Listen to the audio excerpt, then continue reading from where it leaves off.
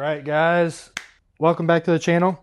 Today we're going to do something really special. Something I've never done before. Yes, they are screen doors, but they're not just any screen doors, right?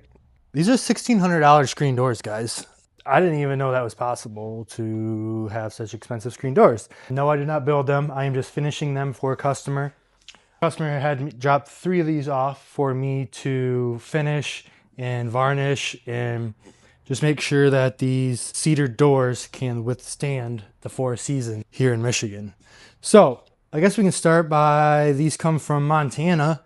Montana Screen Doors. They have a YouTube channel. I will tag you guys in them because these are very classy screen doors. I'm amazed at the craftsmanship. These are obviously cedar.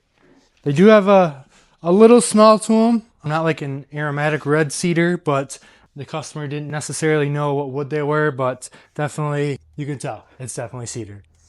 So what we're gonna do today, I already have one door done, but with the varnish that I'm adding, it's gonna be 5 to 6 stages of varnish. So we're starting with number 1 here on this door and this door. And basically we're just gonna give it a light coat, light sand, just kind of expose a little bit of raw wood for the varnish to adhere to. And we're gonna start with 180 grit sandpaper, just to give us that fresh wood to work with. And if you haven't heard of it, the sand turtle, make sure you check it out. It's just a simple hook and loop for your sandpaper discs. Zeke down in Louisiana does a great job with making these and selling these.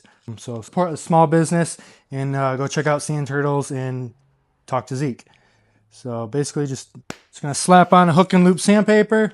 I already took the screens out of this one. Like I said, I'm really impressed, guys. Like the brass hardware on these is super premium.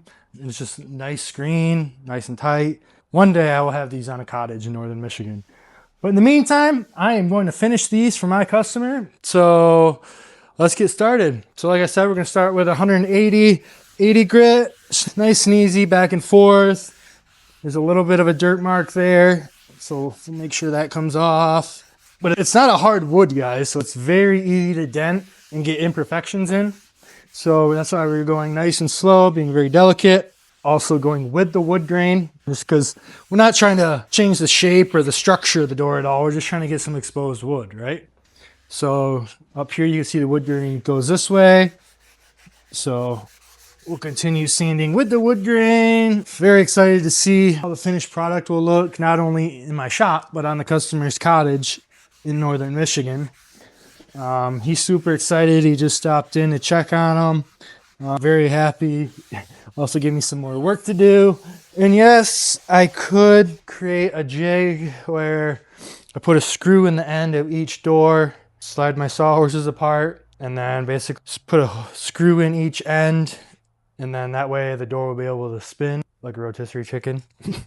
But I don't know, being super high value doors, I don't want to risk putting a screw in, splitting it, and then having that mess to deal with. So obviously a double-sided door.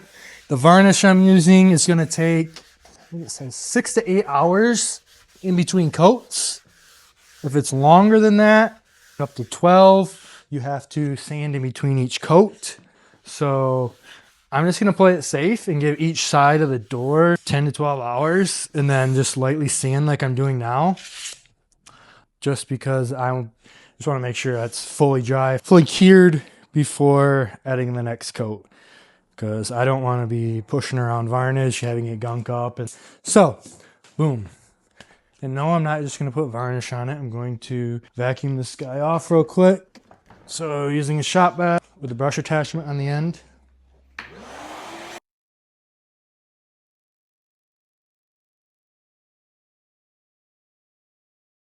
All right, let's get to varnishing. Where is my brush? There it is. I went on their website and this is exactly what they suggested, was marine grade spar varnish. So that's what we got by Rust-Oleum. Obviously it's made for boats and stuff. So definitely gonna be high quality, holding up to the Michigan weather.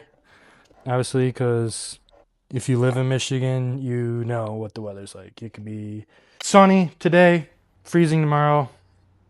You never know what's gonna happen. So This stuff is super thick too. You put it on and then it seems to dry fairly quick, or at least absorb into the wood.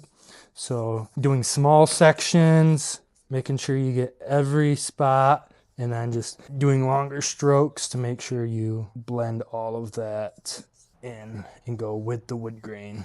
I will go ahead and apply this and we will catch up when I'm done.